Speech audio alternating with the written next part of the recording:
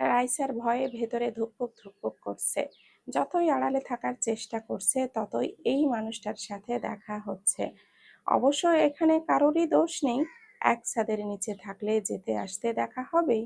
কতক্ষণ আর নিজেকে বন্দি করে রাখবে? এই বাড়িতে বসে বসে খাবে এমন মেয়ে নয় রাইসা। টাকা পয়সা দিলেই যে বিরাট কিছু হয় এমন নয়। হাতে হাতে সাহায্য করে দিতে পারলেও রাইসার ভালো লাগবে। তাই তো রান্নার সময় করে রাইসা এসে এটা ওটা এগিয়ে দেয় শাশুড়িকে। এতে অবশ্য মেহেরিমা নওয়ানের অভ্যাসে পরিণত হচ্ছে। মেয়েটা আশেপাশে থাকলে কেন জানি প্রশান্তি লাগে। পুরো মেয়েটাকেই যেন ক্ষমতা থাকলে একেবারে শোপিসের মতো করে সাজিয়ে রাখতো। মেহেরিমা নওয়ান বলে উঠলেন, তুই রাইসাকে নিয়ে ওপরে যা। কিন্তু আম্মু, ভাইয়া যদি কিছু বলে? কিচ্ছু বলবে না, যা। রাইসা ভালো করে ওড়নার এক পাশটা টেনে মুখ আড়াল করলো, যাতে করে বাম সাইডের কেউ চাইলেও রাইসার মুখ দেখতে না পারে। মার্জিয়া রাইসার এক হাত ধরে নিয়ে যাচ্ছে। সিঁড়ি দিয়ে উঠতেই ফাহিম তেজকে বলল, এই মেয়েটা কে? তখনই তেজ তীক্ষ্ণ নজর গেল সিঁড়ির দিকে। চোখ খিচে বন্ধ করে দাঁতে দাঁত লাগিয়ে রাগে জোরে একটা নিঃশ্বাস ছাড়লো। জিহাদ ফের বলে উঠল, কি রে বল? এই মেয়েকে তো আগে কখনো দেখিনি তোদের বাড়িতে। কে হয় তোদের? অমনি রাগের মাত্রা আরো তরতরিয়ে বেড়ে গেল। উঠে দাঁড়ালো সোফা ছেড়ে। মার্জিয়াকে বলল, দাঁড়া। অমনি মার্জিয়া ঘাবড়ে গেল। পা দুটো থেমে গেল সিঁড়িতেই। রাইসাকে ধরা হাত একেবারে থরথর করে কাঁপছে। না জানি এখন কি অঘটন ঘটে। রাইসা মনে মনে দোয়া পড়ছে।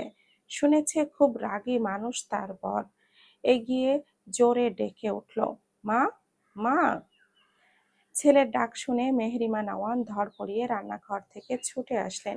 এসে দেখে সিঁড়িতে মার্জিয়া আর রাইসা দাঁড়িয়ে আছে। মার্জিয়া মায়ের দিকে ভয় ভয় চোখে তাকালো, যার অর্থ এইবার কি হবে মা? তেজ হাতের মুঠো শক্ত করে আবারও বলল, আমি তোমাকে শর্ত দিয়েছিলাম মা, আর তুমি রাজি ছিলে বলেই এই বাড়িতে এসেছি। এই মেয়েকে আমার চোখের ত্রিসীমানায় দেখতে চাই না বলিনি আমি? মেহরিমা নওয়ান ছেলের দিকে তাকিয়ে সামলাতে চাইলেন। দেখ বাবা, তুই রেগে যাচ্ছিস কেন? মেয়েটা আমাকে রান্নার কাজে সাহায্য করতে এসেছিল, আর ও কি তোর কাছে এসেছে? ও তো ওর মতো রুমে চলে যাচ্ছে। তোকে কি মুখ দেখিয়েছে? দেখাইনি তো। তাহলে রেগে যাচ্ছিস কেন? একটা বাড়িতে সব সময় ঘরে বন্দি করে থাকা যায়? তাহলে সারা বাড়িতে ঘুরতে থাকুক, আমিই চলে যাই। তেজ, তুই এইভাবে বলতে পারিস না। অন্তত মানবতার খাতিরে হলেও এতটা কঠোর হোস না বাপ। মেয়েটা তো তোর কোনো ক্ষতি করছে না। তুই তোর ইচ্ছে মতো যা খুশি কর, শুধু ওকে একটু ওর মতো করে থাকতে দে। রাইসার জন্য মেহেরিমা নওয়ান তার ছেলের কাছে অনুরোধ করছে। এতে করে রাইসার খুব খারাপ লাগলো। তার জন্যই এত এত ঝামেলা হচ্ছে পুরো বাড়িতে। কেউ কোথাও সুখী হচ্ছে না ওকে নিয়ে। ফাহিম উঠে বলল, তেজ, এত রেগে যাচ্ছিস কেন? আর মেয়েটা কে আন্টি? মেহরিমা নওয়ান কিছু বলতে যাবে তার পূর্বেই তেজ কড়া কণ্ঠে বলল, তোদের এত প্রশ্ন কিসের? এসেছিস, বস, খাবি দাবি, চলে যাবি। বাড়িতে কোথায় কে আসলো, কি হয়, এসব জানার কোনো প্রয়োজন আছে? কাজের জন্য তাকে রাখা হয়েছে। ক্লিয়ার? নিষ্পলক চোখে তাকালো মেহরিমা নওয়ান ও মার্জিয়া। তেজ যে রাইসাকে কাজের মেয়ে বলে পরিচয় দিবে এমনটা আশা করেনি। মেহেরিমা নওয়ান শুধু মনে মনে বলল, কতটা অধঃপতন হয়েছে যে মেয়েটাকে কাজের মেয়ে বলে পরিচয় দিচ্ছে। ভুল একটা হয়ে গেছে, তাই বলে এইভাবে সেটাকে শুধরে না নিয়ে সমীকরণ টানলো সম্পর্কের। তেজের জবাব পেয়ে ফাহিম আর জিহাদ চুপ করে গেল। তেজ সামান্য একটা প্রশ্নের কারণে এতটা রেগে যাবে এটা জানলে হয়তো ঘন অক্ষরেও জানতে চাইতো না এই মেয়ের কথা। রাইসা ঠোঁটে ঠোঁট চেপে কান্না আটকানোর চেষ্টা করছে। কাজের মেয়ে কথাটা শুনতে খারাপ লাগেনি। সে তো কাজের মেয়েই। বাবার বাড়ি থাকতেও এই কথা শুনেই বড় হয়েছে। কিন্তু এত মানুষের সামনে এইভাবে অপমানিত হয়ে লজ্জায় মাটির নিচে যেতে ইচ্ছে করছে। নতুন করে দুঃখ পাওয়ার কি আছে? তার সৎ মাও তাকে পরিচয় করিয়ে দিত কাজের মেয়ে বলে, অথচ সেই বাড়িতে পূর্ণ অধিকার ছিল তারও। তেজ ঝরঝরে কণ্ঠে বলে ওঠে, এখনো দাঁড়িয়ে আছে কেন? চলে যেতে বলো আমার চোখের সামনে থেকে। সহ্য করতে পারছি না আমি এই মেয়েকে। বলেই টেবিলে থাকা কফির কাপটা হাত দিয়ে ছিটকে নিচে ফেলে দিল। মুহূর্তেই সবাই বাকরুদ্ধ। তেজের এমন রাগের কারণ বুঝতে চেয়েও বুঝতে পারল না ফাহিম আর জিহাদ।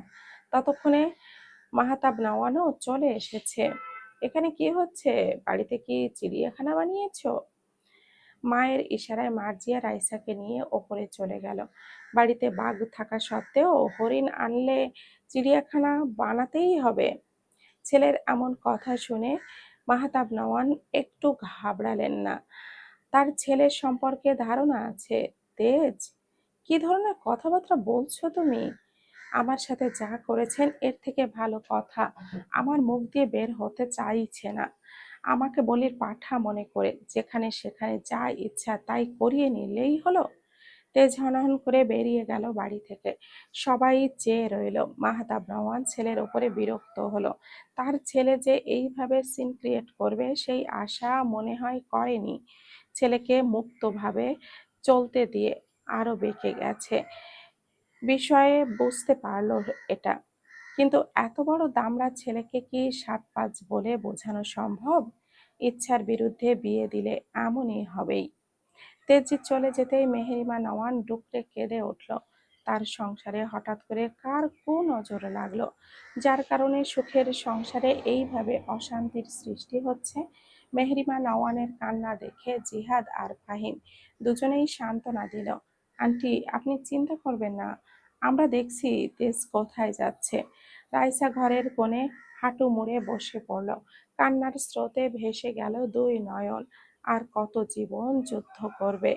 জন্মের পর থেকেই তো করে আসছে। শেষ জীবনে কি একটু শান্তি মিলবে না? আল্লাহ, আপনি আমাকে ধৈর্য ধারণ করার ক্ষমতা দিন। আমি তো বেঁচে আছি শুধু মৃত্যুর প্রহর গুনতে গুনতে।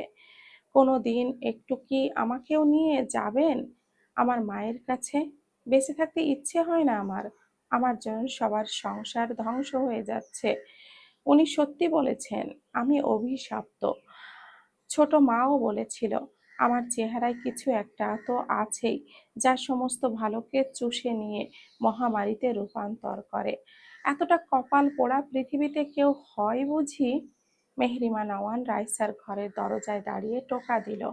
রাইসা ওড়না দিয়ে চোখটা মুছে দরজা খুলে দিল। মেহরিমা নওয়ান রাইসার হাতটা ধরে বলল, তুমি আমাকে ক্ষমা করে দিও মা। আমি দাঁড়িয়ে থেকেও কিছুই করতে পারলাম না। আসলে ছেলেটাকে আমি জোর করে বিয়েতে রাজি করিয়েছিলাম। তার উপরে বিয়ে বাড়িতে এমন কাণ্ড হলো। ছেলেটা মানতে পারেনি, যার কারণে তোমাকে এতটা কষ্ট পেতে হচ্ছে। আমাকে মাফ করে দিও পারলে। মেহরিমা নওয়ানের ক্ষমা করে দিও মা। এই কথাটুকুতে রাইসার বুকের ভেতরে জমে থাকা বাঁধ ভেঙে গেল। এতক্ষণে যে কান্নাটা গলায় বেঁধে রেখেছিল, এবার সেটা আর আটকানো গেল না। নিঃশব্দে কাঁধ কাঁপছে, চোখের পানি ওড়না ভিজে যাচ্ছে। আম্মু, এভাবে বলবেন না। আমার কাছে ক্ষমা চেয়ে আমাকে অপরাধী করবেন না। আমার পাপ হবে। নিজের মেয়ে হলে কি এইভাবে আমার কাছে ক্ষমা চাইতে পারতেন? মেহেরিমা নওয়ান রাইসাকে বুকে টেনে নিলেন। তোর কোনো দোষ নেই রে মা, দোষটা আমাদের। তেজের রাগটা বরাবরের জন্যই বেশি, কিন্তু জোর করে বিয়ে দেওয়ায় আরো বেশি আমাদের উপরে রাগ করেছে। রাইসা মাথা নাড়ালো। আম্মু, আমি চলে যাই। আমি থাকলেই ঝামেলা। উনি আমাকে সহ্য করতে পারছেন না। আমি জোর করে কারোর চোখে পড়ে থাকতে চাই না। আমি থাকলে উনি বাড়িতে আসবেন না। মেহরিমা নওয়ান শক্ত করে ধরলেন রাইসার হাত।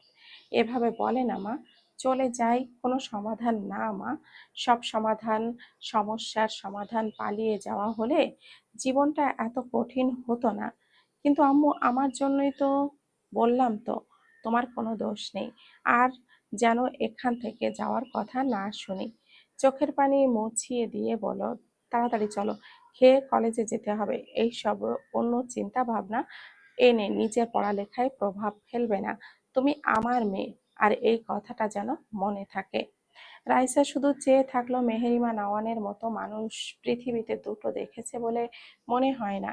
এই ভালোবাসাই নিঃস্বার্থ অনুভূতি। এই জীবনে শুধু এটাই সার্থকতা। স্বামী না দেখতে পারুক, কিন্তু তার শ্বশুর শাশুড়ি ননদ এত সুন্দর করে আগলে রেখেছে। এইরকম ফ্যামিলি থেকে রাইসা কিভাবে যাবে? আজ সপ্তাহের বিশেষ দিন, শুক্রবার। এই দিনে সবার ছুটির দিন। মেহরিমা নওয়ান মার্জিয়াকে নিয়ে টেইলার্সে গেছে। রাইসার জন্য জামা কিনেছিল, তার কিছু নিয়ে এসেছে, আর কিছু সেলাই হয়নি বিধায় নিয়ে আসতে পারেনি। আজকে দেওয়ার ডেট, তাই নিতে গিয়েছে। মাহতাব নওয়ান বাজার করতে গেছে। শুক্রবার দিন তিনি বাজার সদা করেন। বাড়িতে কেউ নেই, একমাত্র রাইসা ব্যতীত। সে নিজের ঘরে বসে আছে, এমন সময় দরজায় বেল বাজলো। রাইসা নিচে এসে দরজা খুলে দাঁড়িয়ে রইল, কিন্তু দরজার ওই পাশের মানুষটাকে আশা করেনি। ভেবেছিল মেহেরিমা নওয়ান আসবে হয়তো, নয়তো মাহাতাব নওয়ান। কিন্তু সামনের মানুষটাকে এক পল দেখে মনে হলো এই লোকটাকে কোথাও দেখেছে। একটু গভীর চিন্তা করতেই মনে হলো সেদিন কলেজ থেকে ফেরার সময় এই লোকের সাথে ধাক্কা লেগেছিল। ইনি এই বাড়িতে এসেছেন কেন? আত্মীয় হয় বুঝি? বাড়িতে তো কেউ নেই, আমি একা। এখন বাড়িতে ঢুকতে দেওয়া কি ঠিক হবে? যদি আশেপাশের মানুষ দেখে খারাপ ভাববে। ভাবনার মাঝেই হঠাৎ করেই আবারও দরজা লাগিয়ে দিল। এতক্ষণে ফোনের স্ক্রিনে নজর থাকায় দরজা কে খুলেছে সেটা দেখেনি তেজ। কিন্তু হঠাৎ দরজাটা বন্ধ হওয়ার শব্দ কানে আসতেই সামনে তাকালো। তার সাথে এমন ইয়ার্কি কে করছে? দরজা খুলে দিয়ে আবারও লাগানোর মানেটা কি? What the hell! দরজা লাগিয়ে দিলি কে? রাইসা কম্পিত কণ্ঠে বলল, দেখুন, আপনি যেই হন পরে আসুন। বাড়িতে আম্মু আব্বু কেউ নেই। আমি এখন দরজা খুলতে পারবো না, দুঃখিত। তেজ বুঝতে পারলো দরজার ওই পাশে কে দাঁড়িয়ে আছে। বিরক্তির গলায় বলে উঠল, দরজা খোলো। ধমকে যেন রাইসা কেঁপে উঠল। দু হাতে দরজা শক্ত করে ঠেলে ধরে রেখেছে, যাতে করে ধাক্কা দিয়েই খুলতে না পারে। যদিও লক করা আছে। রাইসা আবারও মিনমিনে স্বরে বলল, দেখুন, আপনি পরে আসুন। বাড়িতে আমি একা। তেজ রাগ ক্ষোভ দুটোই যেন বেড়ে গেল। এই রাগে যেন হাতের বাই বাইসেলফ ফোন ফেটে যাবে। পকেট থেকে চাবি বের করে বাইরে থেকে লক খুলল। নিজের কাছেই চাবি ছিল, কিন্তু বেল বাজালে যেহেতু দরজা খুলবে, সেহেতু পকেট থেকে চাবিটা বের করা ঝামেলা ব্যতীত কিছুই মনে হলো না। এইদিকে দরজা না খোলা পেয়ে আবারও মেজাজ বিগড়ে গেল। দরজা ঠেলতেই আস্তে করে আর্তনাদ আসলো, না। রাইসা ওই পাশ থেকে দরজা বরাবর দাঁড়িয়ে ছিল বলে তেজ দরজাটা খোলার জন্য এলতেই রাইসা ঘাবড়ে গেল। রাইসা নীল রঙের একটা কুর্তি পরে আছে। ফর্সা চেহারায় মায়াবী চাহনি ঘায়েল করার এক বিশেষ ক্ষমতা রাখে। একেবারে আসমানের এক টুকরো চাঁদ যেন নেমে এসেছে এই বাড়িতে। টানা টানা দুটি হরিণী চোখের বর্ণনা দিতে গেলে এক কথায় মৃগ নয়নী। পল্লব পল্লব বিশিষ্ট আঁখি যেন জাপটে জাপটে তার ভয়ের জানান দিল। চোখের ঘন ঘন পাপড়িতে চোখ মেলে তাকালো রাইসা। মাথা পর্যন্ত ওড়না টেনে দেওয়া, শুধু বদন খানি দেখা যাচ্ছে, যা মলিন হয়ে আছে। পায়ের উপরে পা চেপে যাচ্ছে। ভয়ে যেন মুখ মুখ থেকে কোনো কথাই বের হতে চাচ্ছে না। একজন মানুষকে তো সোজা বলাও যায় না বাড়ি থেকে বের হতে, কিন্তু কি করার? লোকে দেখলে তাকে কলঙ্ক তিলক লাগাতে এক মুহূর্ত সময় নিবে না। তাতে করে এই বাড়ির মান সম্মান নষ্ট হয়ে যাবে। লোকে ছি ছি করবে। ভয়ে ভয়ে কাঁপতে কাঁপতে রাইসা মুখ খুলল, দয়া করে আপনি চলে যান। বাড়িতে এখন কেউ নেই। লোকে আপনাকে এই বাড়িতে দেখলে আমাকে খারাপ ভাববে। এই বাড়ির সম্মান নষ্ট হয়ে যাবে। আপনাকে অনুরোধ করছি, আপনি চলে যান। তেজ বাঁকা চোখে তাকালো রাইসার দিকে। সেখানেই থেমে গেল তার হৃদস্পন্দন। চলার গতি, জীবনের পরিসীমা ঠিক থেমে গেল বলা যায় না, বরং হঠাৎ করেই যেন নিজের অস্তিত্বটা টের পেতে শুরু করলো বুকের ভেতর। ধুকপুক শব্দটা কানে নয়, সরাসরি অনুভূতিতে আছড়ে পড়ছে। রক্তের চলাচল বেসামাল। শিরায় শিরায় অস্থিরতা, মাথার ভেতরে ঝিমুনি, শ্বাসটা অজান্তেই একটু গভীর হয়ে আসে। সে শুধু তাকিয়ে থাকে। একটা মেয়েকে দেখে তার ভেতর যে এভাবে সমুদ্রের মতো উথাল পাতাল ঢেউ খেলবে আশা করেনি। সামনে দাঁড়ানো রাইসাকে দেখে যেন মুহূর্তের মধ্যেই চারপাশের সব শব্দ, সব রং মুছে দিল। সময় থমকে গেল, চারিদিকটা ঝাপসা হয়ে আসে। শুধু তাকে ঘিরেই স্পষ্টতা। মনে হয় আরেক পা এগোলেই হয়তো সবকিছু ভেঙে পড়বে। চোখ সরাতে চেয়েও পারছে না। চোখের আকর্ষণে যেন আরো গভীরভাবে টেনে নিচ্ছে মেয়েটা। কিছু বলতে চেয়েও সেই ক্ষমতা হলো না তেজের। রাইসাকে দেখে চোখের পাতা ফেলানো ভুলে গেল। যেন চোখের পাতা ফেলানো এই সময় বিরাট বড় পাপের খাতায় যুক্ত হবে। দৃষ্টি শুধু তার পানে। রাইসা মুখ নাড়িয়ে নাড়িয়ে কিছু বলছে, আর তেজ অবাক নয়নে দেখে যাচ্ছে। রাইসা আজ ঘোমটা ছাড়াই তেজের সামনে দাঁড়িয়ে আছে। যে কেউ দেখে বলবে মেয়েটি মাটিতে নেমেছে যেন আসমানের পরী। শুনতে পাচ্ছেন আমাকে? দয়া করে চলে যান। হঠাৎ রাইসার কথায় পৃথিবীর ক্ষুদ্র মানব হিসাবে নিজেকে নগণ্য করলো। এতক্ষণ কোন রাজ্যে ছিল এটা বলা বাহুল্য। তেজ হুঁশ পেয়ে তড়িঘড়ি করে জবাব দিল, দুঃখিত। তুমি আসলে আমি আসলে ভুলে এসেছি, এখনই চলে যাচ্ছি। বলেই পেছনে ঘুরতেই মনে হলো এটা তো তার নিজের বাড়ি। সে কেন যাবে? নিশ্চিত হওয়ার জন্য বাইরে গিয়ে দরজার নেম প্লেটটা দেখে আসলো। আশেপাশে তাকিয়ে দেখলো কোনো ভুল বাড়িতে আসলো না তো। না, ঠিকই আছে, এটা তো আমারই বাড়ি। আরেকটুর জন্য হার্ট মিস করে যেতাম। মেয়েটা আমাকে কনফিউজড করে দিয়েছে। নিজেকে ধাতস্থ করে রাইসার দিকে এগিয়ে গেল। রাইসা খুব ভয় পেয়ে আছে, এটা চেহারায় স্পষ্ট। বাই এনি চান্স তুমি আমাকে এই বাড়ি থেকে চলে যেতে বলছো? বের করে দিচ্ছ? সি সি, বের করে দিব কেন? ফাঁকা বাড়িতে আপনার সাথে দেখলে আমাকে মানুষ দুশ্চরিত্রা বলবে। আমি অনুরোধ করছি আপনাকে। তেজ অবাক হলো এই মেয়ের কথা শুনে। তার বাড়ি থেকে তাকেই চলে যাওয়ার জন্য অনুরোধ করছে? ভাবা যায়? এভাবে রাস্তার মাঝখানে দাঁড়ানোর মানেটা কি? সরে দাঁড়ান। রাইসা না সরতেই তাকে ক্রস করে বাড়িতে প্রবেশ করলো। রাইসা পেছনে ঘুরে দাঁড়িয়ে রইল, বুঝতে পারছে না কেন ও অসভ্য লোক। রাইসা কত করে অনুরোধ করছে তাও শুনলো না। জোর করে বাড়িতে প্রবেশ করলো। কফি বানাতে পারো?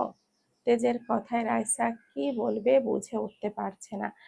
সে আছে এক চিন্তায়, বাড়িতে এখন যদি কেউ আসে। এর মাঝে আবারও তেজ তেজ দেখিয়ে বলে, কি হলো, কফি বানাতে পারো? রাইসা ধড়পড়িয়ে উত্তর করলো, জি জি পারি। চটপট এক কাপ কফি নিয়ে এসো, যাও।